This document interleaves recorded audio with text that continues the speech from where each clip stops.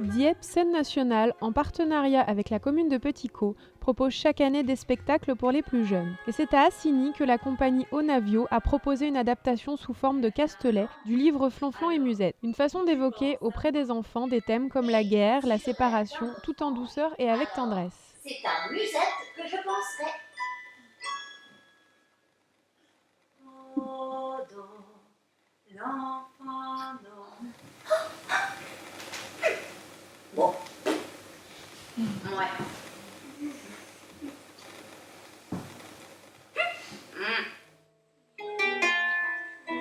Flonflon. Flonflon.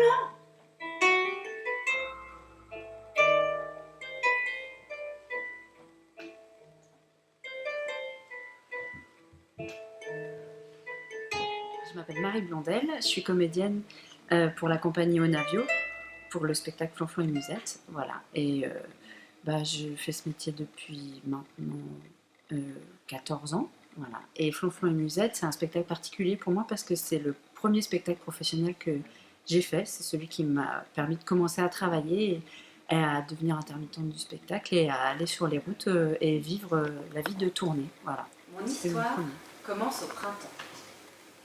Ces histoires-là commencent toujours au printemps, quand on s'y attend le moins. Moi-même, en tant qu'interprète, je ne me suis pas du tout dit « Ouh là là, ça va être dur » parce que y a quand même la marionnette qui crée de la distance. Hein. Flonflon et Musette sont des petites marionnettes, des petits lapins. On fait du jeune public sans se dire qu'on se met à la place des enfants. Pour nous, faire du jeune public, c'est juste qu'on a envie de parler justement aux enfants de tout. Parce que je pense qu'il est possible de parler de tout si on dit les choses simplement. Et il se trouve que Flonflon et Musette, au départ, c'est un livre que Alban a adapté. Donc c'est un livre qui est à partir de 4-5 ans. Donc c'est déjà un livre qui est très bien écrit et qui parle très simplement de la guerre. Mais plus que la guerre, il parle aussi de séparation. Et la séparation, c'est des choses que dont les enfants ont conscience, quoi. La séparation avec les parents, la séparation entre les amis. Donc c'est plutôt ça qui les touche parce que la guerre, c'est une notion d'adulte en fait. C'est souvent les adultes qui nous renvoient ça en disant mais vous parlez de la guerre aux enfants. Oui, mais enfin un enfant, quand on lui dit le mot guerre, il pense d'abord que c'est un jeu. Parce qu'ils jouent à la guerre. Ils se disent pas oh là là mon Dieu, la guerre c'est la mort, c'est le sang, c'est les armes, c'est tout. C'est pas ça. Donc finalement les enfants dédramatisent vachement plus vite la guerre que nous adultes.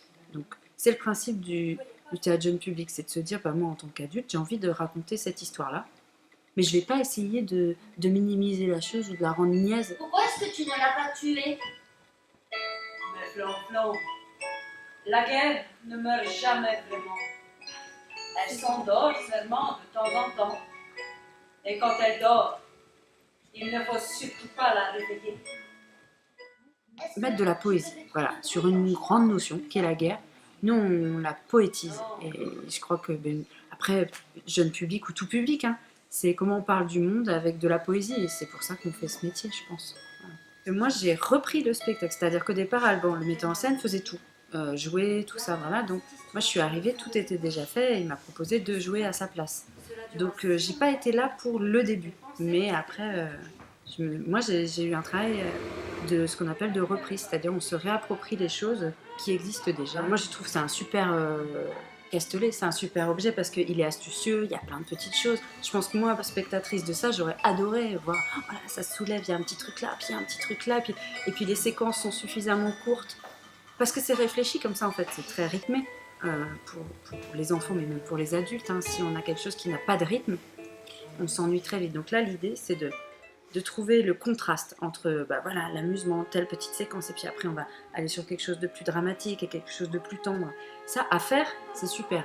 Après, moi, mon autre difficulté, c'est que au départ, j'ai pas une formation de marionnettiste, donc c'est un spectacle aussi qui m'a fait me former sur le tas à la manipulation. Donc j'ai les 2 marionnettes. En tout, j'ai compté, je fais 5 ou 6 voix différentes sur un temps qui est assez court, hein, 35 minutes. Donc c'est assez schizophrénique comme travail, mais c'est une formation géniale. C'est-à-dire que moi, je me retrouve avec les 2 marionnettes, plus moi qui joue avec elles, plus je suis narratrice, plus je fais les parents, tout ça. Je fais l'espèce de voisine un peu folle. Donc c'est une sacrée partition. Nous, on dit souvent la partition comme les musiciens. Je trouve que c'est une partition de jeu qui est assez... techniquement, il y a plein de choses à manipuler derrière, donc il faut être très, très concentré sur un petit temps donné parce que les scènes sont tellement courtes qu'un micro-mouvement peut changer les choses. Là, ça faisait 1 an et demi que j'avais pas joué. Bon, bah là, ça y est, je commence à bien avoir retrouvé mes marques, mais la semaine dernière, c'était pas ça. Fallait reprendre les choses et le corps a une mémoire. Par contre, ça, c'est assez fou. Le corps et la voix. C'est-à-dire que je constatais que si j'ai pas les marionnettes, je peux pas faire les voix. Juste pour. Il faut qu'elles soient là.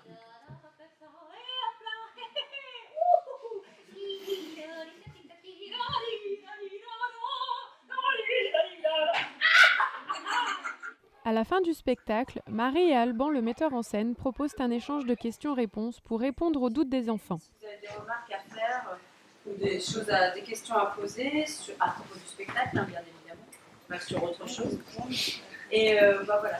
J'aime bien aussi quand la main s'est cognée.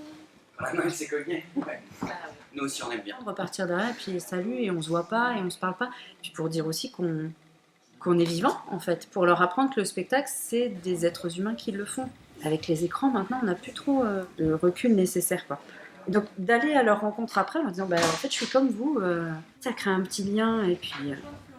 Non, c'est important. Moi, en tout cas, c'est quelque chose que je trouve très important. Et souvent, voilà, ils sont petits, mais avec les ados, par exemple, ils disent souvent qu'ils comprennent pas. Et souvent, j'ai pas compris ça, j'ai pas compris ça. Et le temps de discussion permet d'entendre qu'ils ont compris quelque chose. Ils se croient plus bêtes que ce qu'ils sont, en fait. Et la défense, c'est de dire je comprends pas. Et en fait, ce que j'essaie de leur expliquer, et notamment aussi aux petits, c'est de dire comprendre, ça veut pas dire grand chose. C'est ressentir. Est-ce que tu as ressenti des choses ou pas? Voilà, c'est de se mettre sur un curseur plutôt de l'émotion plutôt que de la compréhension intellectuelle. Qui est, ici, le théâtre, c'est quand même un espace où on n'est pas obligé de comprendre intellectuellement, mais il faut prendre les choses, voilà, les ressentir. Je me souviens. Ils étaient 2 à se chercher au milieu des ruines. L'une s'appelait Musette, l'autre Flonflon. Ils pouvaient bien faire tout le bruit qu'ils voulaient. Ce n'est pas avec des chansons d'enfants qu'on peut réveiller la guerre.